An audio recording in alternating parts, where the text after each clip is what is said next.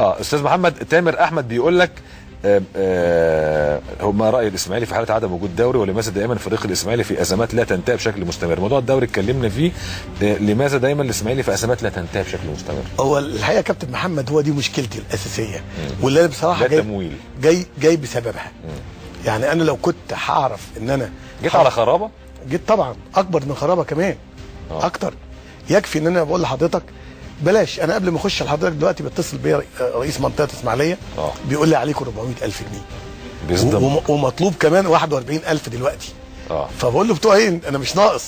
فبيقول لي ان كان في قيد للاعبين، كل رؤساء الانديه السابقين كانوا بيقيدوا اللاعبين ما يدفعوش فلوس، فالمفروض ان انا ادفع بقى في تراكمات مديونيه. وانا اللي ادفع بقى. الحاجه الثانيه كان في خزنه الاسماعيلي لما جيت كان في 100,000 ناقصين منه، هينقصوا 40,000 مصاريف الانتخابات.